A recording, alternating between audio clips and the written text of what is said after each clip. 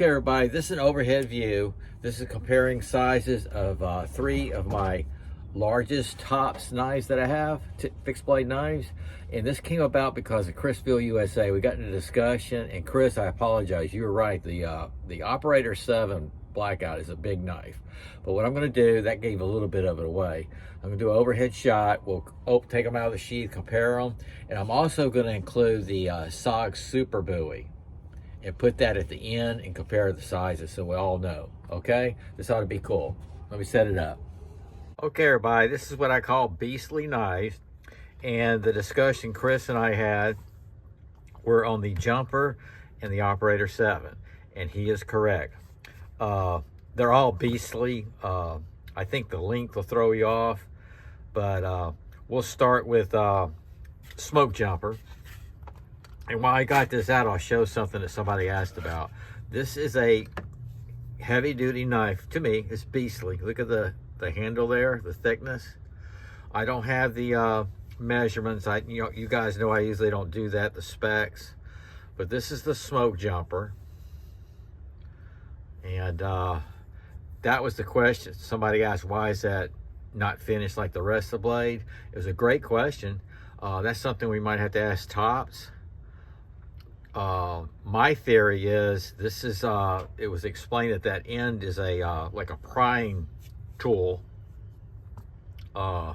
This is a tool for firefighters. It's like a prying tool, so maybe the end there would be the coating would come off anyway. You know what I mean? This is 1095 high carbon steel that Tops does. There's the thickness. And I'm gonna hold them all up in size. Okay. Now, here's the Operator 7. And yeah, this is a big boy. Look how thick that is. So Chris, you were right on that. It is a big one. Y'all see I've only used that a little bit compared to the other Tops knives. Only a few. Because this is the one that actually Isaac Knives of Knowledge a couple of years ago. That was even before I was on YouTube. He did that on my SOG Grunt site on Facebook. He had this and I fell in love with it. It took me a couple of years to get one. But that's the Operator 7. Now, here we go. So, yeah. Yeah, Chris, you're right, man. Look at the thickness of the stock there. The spine, the blade. So, yeah, this is a big boy right there. So we got these two here. And I didn't want to forget about this because this is actually a nylon pouch. It's such a nice size. This is the Mission Team 21. I'm looking through the camera. I hope I got all that. So see how thick this is? This is actually, see, that's thicker than the Jumper. And not quite as thick as the Operator 7. And you can see the handles.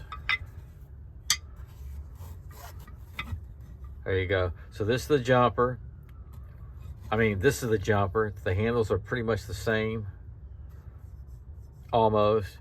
And the Mission is thinner. The stock's close. So that's pretty cool. Chris, this was a good video to do. I appreciate it, man. I really do. Any suggestions on videos, I appreciate it. Okay, now here's the SOG Super Bowie. Okay. Leather sheath. And this is a big boy. So what I'm going to do is, this is still available, by the way. I don't use it because this could become a collector's item one day. But check that out compared to the rest of them. How about that, Chris? Now let's look at the thickness. How about that? The Operator 7 is still bigger, wider, but that's about as close to the Mission Team 21. But you gotta admit that SOG Super Bowie is a beast too. Check that out. I'm gonna put the Operator 7 next to it. Look at that. Isn't that interesting? And there's your Mission 21. And it turns out the jumper is, I'm out of the camera, I just looked up. The jumper turns out to be actually the smallest.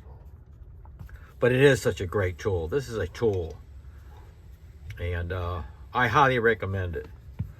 All these. So that's my comparison. Hope it helps. And thanks for watching.